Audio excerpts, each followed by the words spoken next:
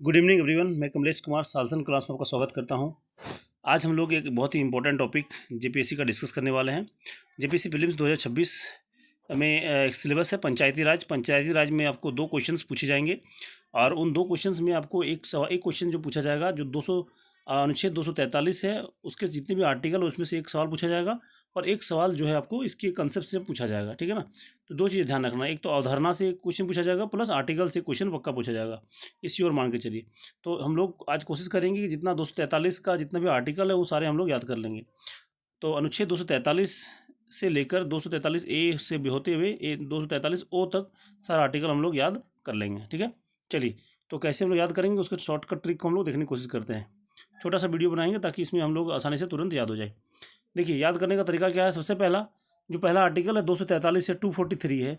243 में किसके बारे में चर्चा किया गया है? 243 में पंचायती राज के बारे में चर्चा किया गया है कि पंचायती राज का प्रत्येक राज्य में पंचायती राज को लागू किया जाएगा। इसका प्रावधान किसमें दिया गया? 243 अनुच्छेद में किया गया है, या उसकी डेफिनेशन या परिभाषा के बारे में दिया गया है, ठीक है। दूसरा जो हम लोग का है 243 ए क्या है? तो देखिए, ए से याद रखना, ए से याद रखना कौन सा? असेंबली। असेंबली मतलब क्या होता है? असेंबली मतलब होता है सभा, ऐसे याद रखना है। तो जो आर्टिकल दिया है उसी से आपको याद करना है। कैसे याद रखना है? तो ए से हो गया असेंबली मतलब सभा। तो ग्राम सभा का प्रावधान किसमें किया गया है? 243 ए में किया गया, ठीक है। इसी तरह क्या कहा गया है हमारा कि अनुच्छेद 243 बी। तो 243 बी से किसी के बारे में कहा गया है? तो 243 बी में बी से आ गया बोर्ड। याद रख लीजिए, बोर्ड से याद रखिए। बोर्ड मतलब क्या होता है? गठन। तो पंचायतों का कॉन्स्टिट्यूशन ऑफ द पंचायतों का गठन कैसे होगा, पंचायतों का कॉन्स्टिट्यूशन कैसे होगा, है ना, ठीक है। ये ध्यान रखना पड़ेगा। और तीसरा चीज़ क्या कौन सा दिया गया हमारा? 243 सी से, अच्छा 243 बी में क्या है हम लोग बताते हैं। इसमें बताया गया कि पंचायत में 3 स्तर की पंचायत होगा। जैसे मान लीजिए ग्राम स्तर पे होगा, जिला स्तर पे, प्रखंड स्तर पर होगा, और वो क्या होगा? जिला स्तर पे होगा। इसके बारे में चर्चा किया गया है, ठीक है ना। और तीसरा आर्टिकल कौन सा दिया? 243 सी से क्या याद रखना है आपको? कंपोजिशन। सी से क्या याद रखना है? कंपोजिशन याद रखना है, ठीक है ना। तो कंपोजिशन ऑफ पंचायत का कंपोजिशन कैसा होगा, कैसे इलेक्शन कैसे होगा, ये सारे प्रोसेस के बारे में सारा आपको इसमें दिया गया, ठीक है। 243 डी में क्या दिया गया इसके बारे में देखिए कि 243 डी में याद रखने का तरीका क्या? डिप्राइव्ड, है ना। डिप्राइव याद रखना। डिप्राइव मतलब होता है वंचित लोग। तो वंचित आरक्षण किसको दिया जाएगा? वंचित लोगों को दिया जाएगा, ठीक है ना। तो इसमें डी से डिप्राइव मतलब क्या हो जाएगा? वंचित लोगों को आरक्षण दिया जाएगा। तो आरक्षण का प्रावधान किसमें क्या गया है? रिजर्वेशन, है ना। रिजर्वेशन का प्रावधान किसमें किया गया है? 243 डी में किया गया, ठीक है। उसके बाद दिया गया 243 ई से याद रखिए कि ड्यूरेशन ऑफ द पंचायत का अवधि, मतलब पंचायत कितने सालों के लिए होगा। तो प्रत्येक पंचायत 5 साल के लिए होता है। तो याद रखना ई से ईयर याद रखना। ईयर मतलब EAR ईयर नहीं, YEAR वाला ईयर रखना है, ठीक है ना। तो ईयर मतलब कितने साल का होता है? पंचायत 5 साल के लिए होता है।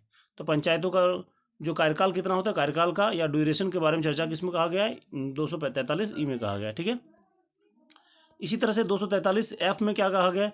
एफ से याद रखना है फेल्योर, है ना। तो फेल्योर, है ना। तो फेल्योर मतलब क्या हो जाएगा? एक तरफ से याद रखिए, फेल्योर का मतलब क्या है?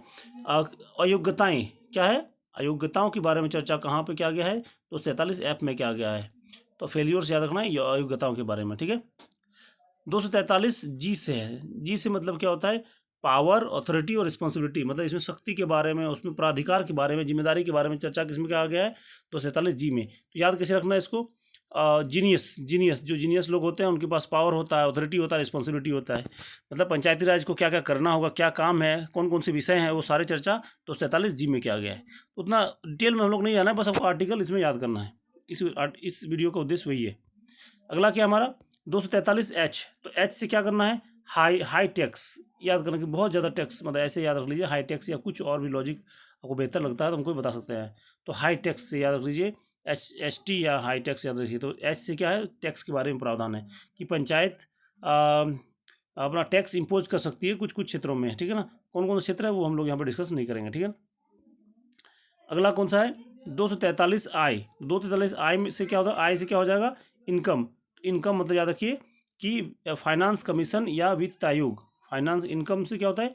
वित्त आयोग। तो वित्त आयोग क्या करता है? राज्य और पंचायतों के बीच क्या करता है? पैसों का बंटवारा करता है।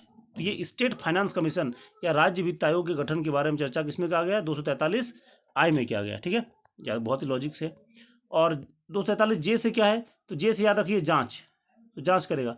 मान लीजिए जो पैसा का बंटवारा हुआ वो पंचायत सही से खर्च किया कि नहीं किया, इस चीज़ के बारे में जांच कौन करेगा, तो इसलिए क्या होगा, एक ऑडिट अकाउंट ऑफ पंचायत, तो पंचायत को ऑडिट करने वाले अधिकारी होगा। जिस प्रकार केंद्र में क्या होता है, केंद्र और राज्य के लिए पैसे की जांच करने के लिए कौन है, कैग होता है, controller auditor general of India, ठीक है। उसी प्रकार राज्य में क्या होता है, ये ऑडिट करने वाले एक अधिकारी भी होगा, ठीक है। तो जे से याद रखना है क्या, जाँच, ठीक है, ये ध्यान रखना है।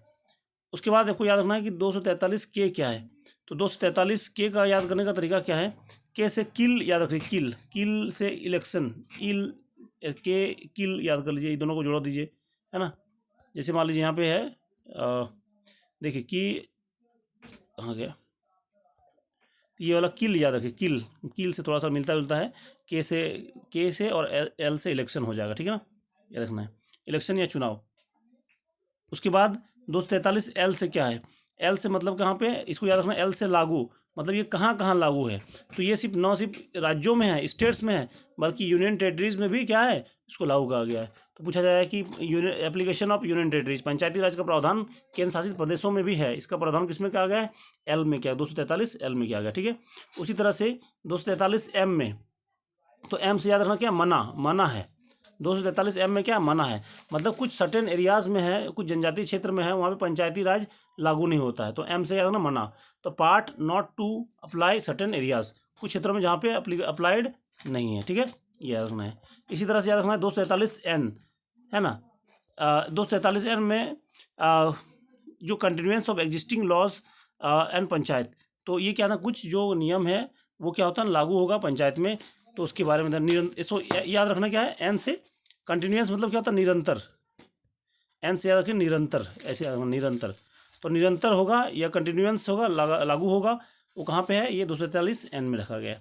और जो सबसे लास्ट वाला आर्टिकल है 243 ओ मतलब क्या हो जाता है, ऑब्जेक्शन, ऑब्जेक्शन क्या है, मतलब पंचायत संबंधित कोई चुनाव होगा तो उसके बारे में कोई भी कोर्ट, मतलब हाई कोर्ट या सुप्रीम कोर्ट ऑब्जेक्शन नहीं कर सकता है, इंटरफेयर नहीं कर सकता है, तो इसको लेकर किसमें 243 ओ में गया है ना। देखिए सारे के सारे आर्टिकल बहुत ही आसान तरीके से हमने बता दिया है, मुझे उम्मीद है कि आप लोगों को बहुत अच्छा लगा होगा, है ना। तो अच्छा लगा होगा तो प्लीज़ उसको चैनल को सब्सक्राइब कर लीजिए, वीडियो को लाइक कर दीजिए, अपने फ्रेंड्स में शेयर कर दीजिए, ताकि वीडियो का फ़ायदा सभी को पहुँचे और मुझे भी और नए ट्रिक्स के माध्यम से उसको बताने का मौका मिले, है ना, ये ध्यान रखना है। इससे पहले मैंने जो एक और वीडियो है, एक और आर्टिकल है, वो 371 है, 371 का जितना भी है 371 एच तक है, वो सारा मैंने ऑलरेडी करा चुका हूँ। तो ए से लेके 371 A B C D E F G H I, ये सारे मैं ऑलरेडी करा चुका हूँ, तो वो भी जाके आप वीडियो देख सकते हैं, ठीक है। और नेक्स्ट वीडियो में आपको बनाऊंगा कि नगर पालिका का जो जितने भी आर्टिकल है वो याद कराने की ट्रिक मैं आपको आसानी से बता दूंगा, ठीक है। चलिए आज इतना ही रखते हैं, जय हिंद, जय झारखंड।